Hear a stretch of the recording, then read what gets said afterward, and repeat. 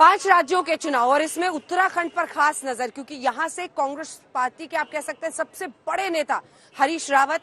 हालांकि हरीश रावत जी को एक लंबी लड़ाई पार्टी के अंदर ही नेतृत्व के लिए यहां पर लड़नी पड़ी, लेकिन इन तमाम मुद्दों पर बातचीत करेंगे। जिस तरह से अब ये हरीश जी लगभग तय लग रहा है, स्वागत है आपका आज तक पर, ये लगभग तय लग रहा है सर कि आप कांग्रेस पार्टी की तरफ से सबसे बड़े चेहरे के तौर पर रहेंगे। क्या है वो बड़ी बातें जिसके जरिए आपको लगता है कि आप बीजेपी को इस बार मात दे पाएंगे? ए, बी, वो कहानी, क्योंकि एक वक्त ऐसा आया जब आपने भी अपने मन की व्यथा को खुलकर सामने रखा, क्योंकि नेतृत्व को ही लेकर कि कौन फेस होगा आपके होते हुए पार्टी में क्लैरिटी नहीं थी, स्पष्टता नहीं थी। हरीश जी, देखिए, जिस कारण मुझे लगता है कि परिवर्तन आएगा, क्योंकि उत्तराखंड की जनता अपने को बहुत आहत महसूस कर रही है और ठगा हुआ महसूस कर रही है। 2017 में बहुत बड़ी बातें कही गई, डबल इंजन के नाम से बहुत सारे सपने दिखाए गए, मगर डबल इंजन कभी स्टार्ट ही नहीं हुआ और विकास के नाम पर 3 मुख्यमंत्री थोप दिए गए। पहला व्यक्ति 3.5 साल मुख्यमंत्री रहा, क्यों बदला किसी को मालूम नहीं। दूसरा व्यक्ति आया कब गया उसको खुद ही अंदाज नहीं हो पाया। तीसरे व्यक्ति को, जिसको कभी राज्य मंत्री बनाने लायक नहीं समझा, उसको ला करके कह दिया मिल गया, ये हमारा तारनहार है।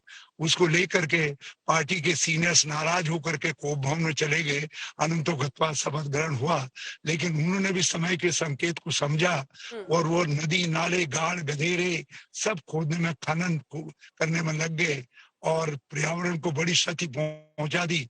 और लोग कह रहे हैं कि हमारा मुख्यमंत्री तो केवल खनन प्रिय मुख्यमंत्री है, उत्तराखंड को कुछ नहीं मिल पाया। कोरोना काल में दूसरे नंबर पर प्रतिशत वाइज सबसे ज्यादा डेथ उत्तराखंड के अंदर हुई। हमने अपने कई प्रियजन खो दिए। मिसमैनेजमेंट का हाल ये था कि कुंभ के अंदर एक टेस्टिंग का बहुत बड़ा घोटाला हुआ, जिसके कारण हम पर दाग लगा कि Uttarakhand is a corona spreader करके। लोग इन चीजों को, घटनाओं को भूले नहीं है। डेवलपमेंट ठप, बेरोजगारी चरम पर।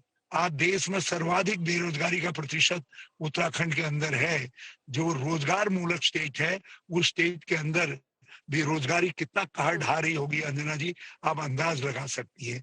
और महंगाई का आलम यह है कि देश के अंदर भी महंगाई है, सब जगह से टिकते हैं लोग महंगाई से, लेकिन उत्तराखंड तो बेसिकली उपभोक्ता राज्य है।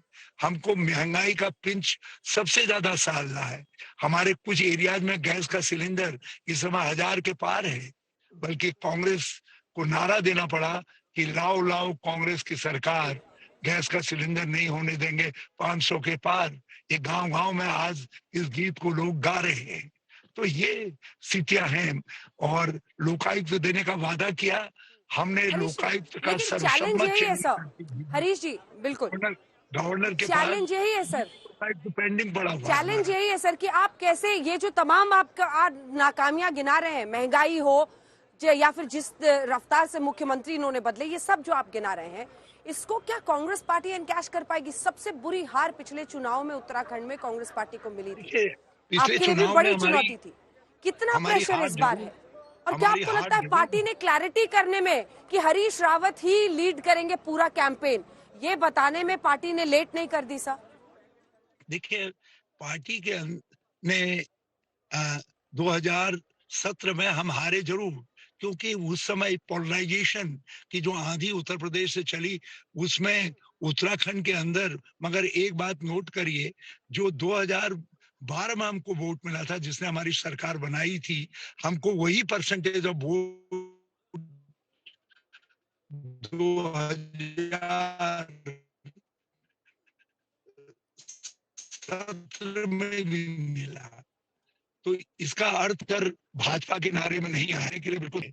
और जहां तक फेस का सवाल है, मैं तो आप जानती हैं एक योद्धा हूं, लड़ता हूं। मेरा काम 2002 में भी लड़ा, 2007 में लड़ा, 2012 में लड़ा, 2017 में लड़ा, अब 2022 में भी कमर कस करके तैयार हूं। पार्टी ने मेरे ऊपर ये विश्वास जताया, पार्टी को लीड करूंगा।